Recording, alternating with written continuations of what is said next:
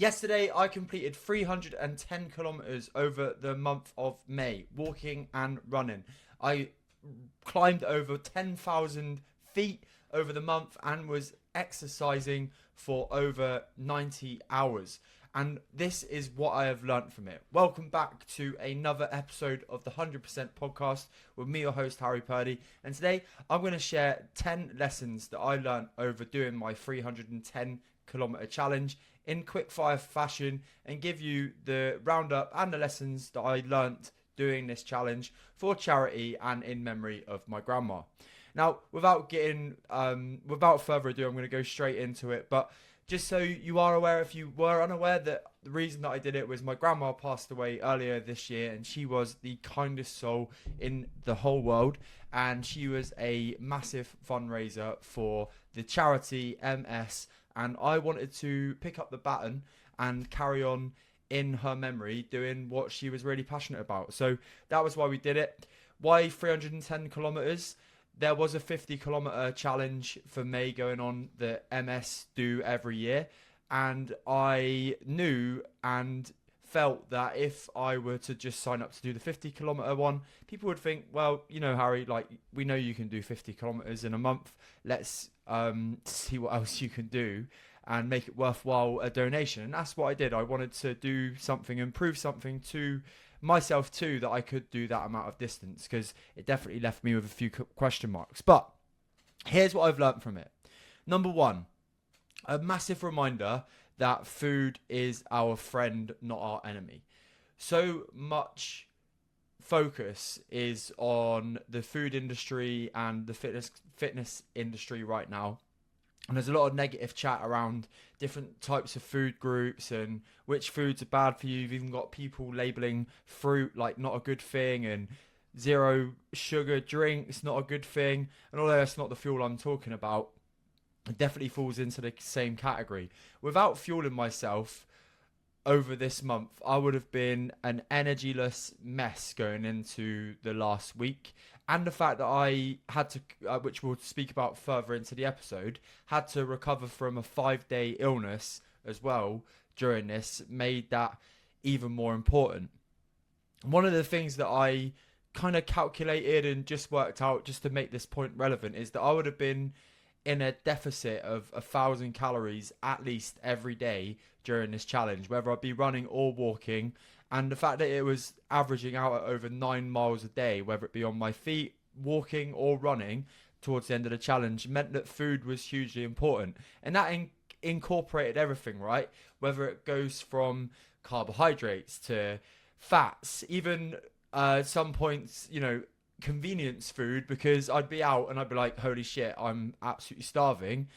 Getting that meal deal was more, although there was more optimal choices for me, getting that meal deal at that time was really important. Otherwise, I would not have been able to complete what I've completed over the last month. So there's that point. And I think it's just a nice reminder to people that, you know, doesn't matter really what goal with your fitness or your aesthetics or whatever transformation you're on, making food your enemy will only serve you in a negative way. Second one of the things that I'm really hot on at the moment is electrolytes.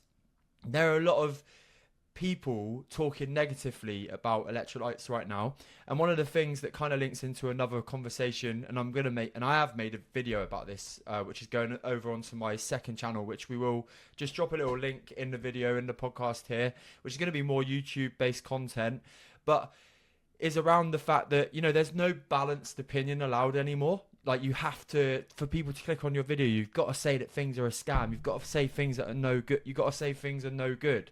When actually, for somebody like myself who loses a lot of salt when they exercise and sweats like fuck, electrolytes are really, really important, especially when I'm training over a long period of time. And those training sessions that I have been doing recently obviously have been over a long period of time. So I'm just going to leave that there, because I want you to go away from this with two things. Electrolytes definitely aren't a scam, but also secondly, if you see a headline that's like X is a scam or this person is this or whatever, just make sure you go get both sides to the story, because I'm sure that and to be honest with you, like, some of the videos that I have seen, they wait till 6 minutes into the video to be like, oh, but if you are X, Y, and Z, it's too fucking late because people don't watch videos for that long anymore anyway. But that's a separate story in itself. Number 3, you know your body better than anybody else. And why I say this is, and it's not to blow one's own trumpet, it's just to say that I knew what I was capable of, even if I felt like shit out on a run or a walk, because I'd put myself in situations in the past where I've needed to be incredibly resilient, right? Ultra marathons, London Marathon, starting my own weight loss journey way back when 9 years ago. There have been moments where I don't think that I have realized how much I've learned when I've gone into a situation like this. And then actually when you do it, you're like, oh shit, yeah, I've felt that before. I know what to do. Or for example, picking up a real bad blister wasn't the worst thing for me. The worst thing for me to avoid during this challenge was complete and utter fatigue, avoiding cramp, and ensuring that I was really hydrated when, as you're very aware, if you are in the UK, the last week has seen temperatures go up to 30 degrees. So if I got a sweat rate that's really high anyway, during those moments of high temperature, it's going to get even worse. But where I'm going with this is that during the last few days, I felt my body reacting to the fact that it was, I don't want to overshoot the target. But I think I covered 70 miles over the last week. And that's a lot of distance, whether you're running or walking, right? So I had pains, I had muscle aches, I've got a little bit of tendonitis in my left leg, left knee. But these are things that I've experienced before and know how to recover from, meaning that it was okay to just squeeze the juice a little bit towards the end of the challenge, knowing that, you know, today being the Monday after the challenge, I'm on a rest day and will be getting and seeking some advice to get my body back to a position where I want it to be. But I've felt those pains before, and I knew that I could handle that going into this week. You know, after the London Marathon, for example, I could barely lift my hip flexors to get out of bed and walk upstairs and downstairs. And I'm not in that position now. And I guess that's because I've just managed my body a little bit better, and the fact that obviously I didn't run 26 miles in a day. But 70 miles over the week is a lot. Moving on to number 4 before I keep rambling on that point. Life will happen. I've mentioned it and alluded to it previously in the episode. I got ill, real badly ill, and also had events in the diary. What that meant was that over this month, on average, 310 kilometers divided by 31 is obviously 10k a day. That's what it could have worked out as.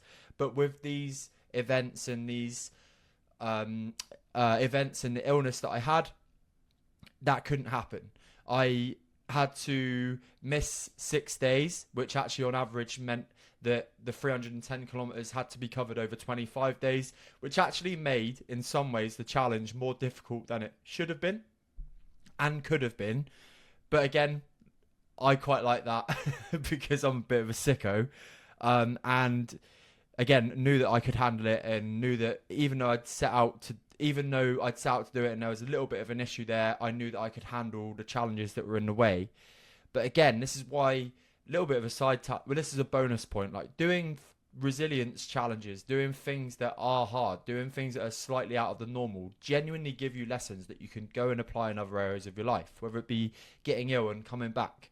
Because we all know that person that's got ill in the middle of their transformation, or something's happened at work, or they've got an event in a diary and it means that they completely and utterly fuck up all of their progress over the week.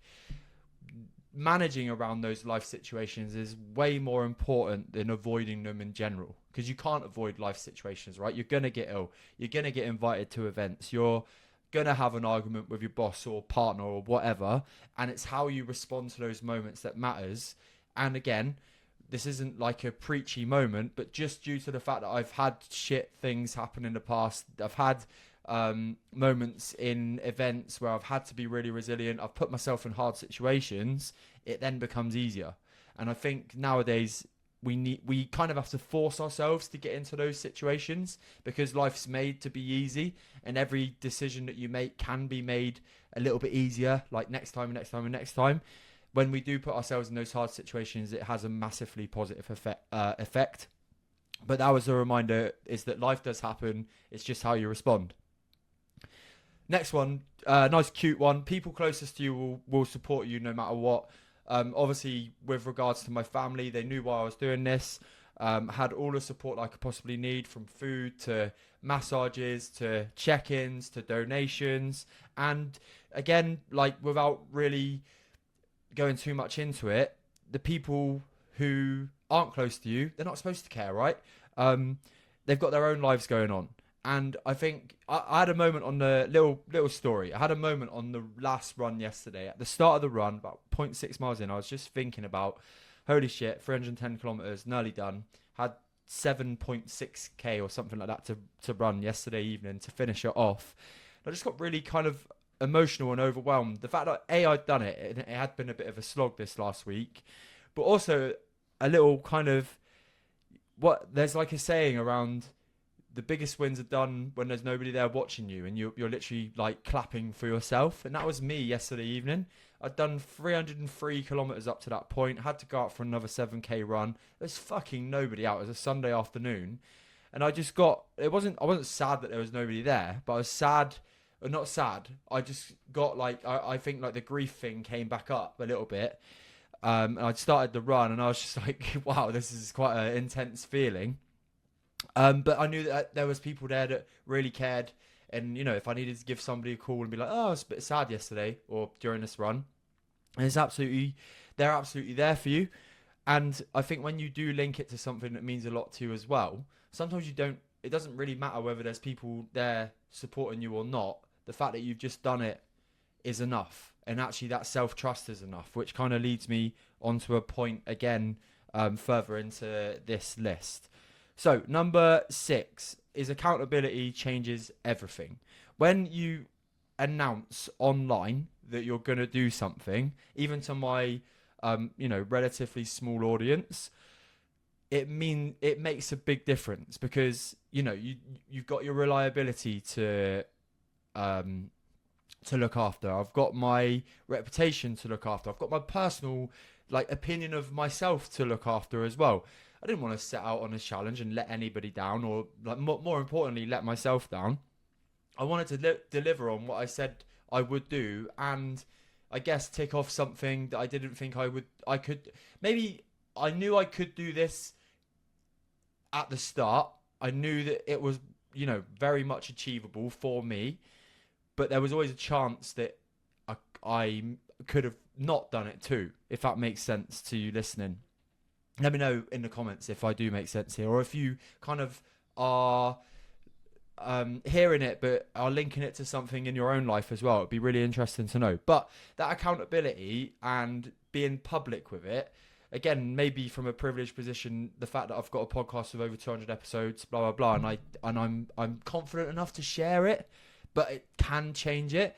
And how you can apply that in your own life is that, if you are, you want to do meal prep, or you want to do, you want to sign up to a club, use your friends, use your network, use your, a colleague, they don't even need to be really close to you, but you can say to a colleague, look, Jane, I'm going to be looking after myself a little bit more over the next few weeks. Actually, when somebody comes in to the office with the cakes or whatever, can you just give me a nudge and keep me away from them this time, or something similar like that.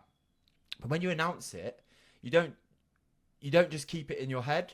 It's about, you express that feeling, somebody else hears it, and then it almost becomes a little bit more real.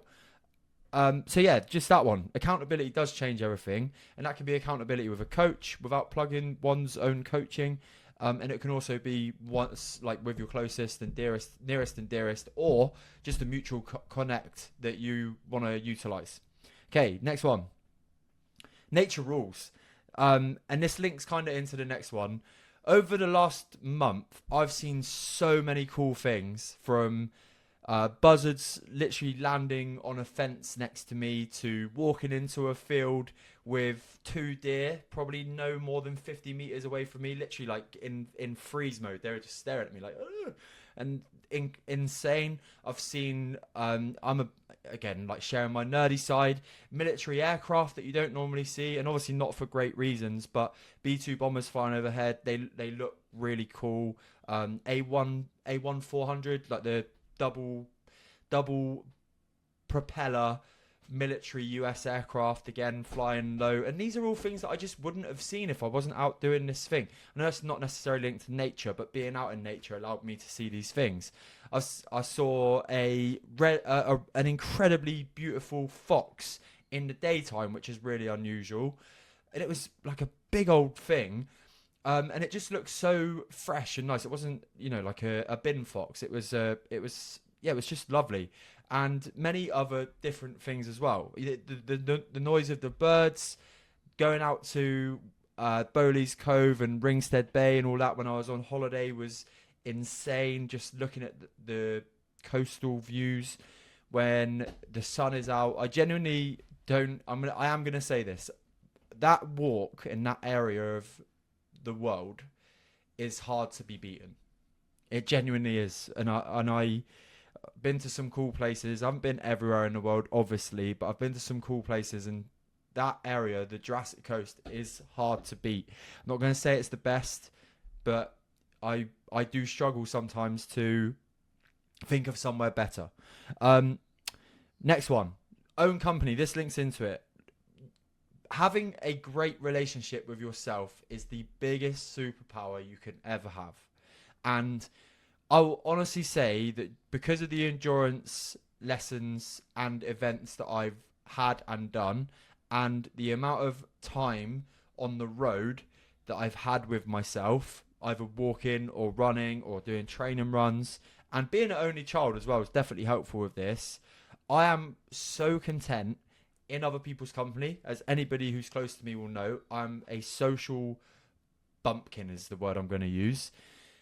But secondly to that, I am also incredibly skilled now at spending time in my own company. And that sounds a bit wanky, I know, but it is a skill to be okay to go to the cinema on your own, to drive down to the coast and do a 9-mile hike on your own, to go out for a coffee on your own, to sit there and read a book and not be fearful of, what will other people think if they see me on my own, and or not be worried about, like your next negative critical thought that may pop into your head. You know how to handle that.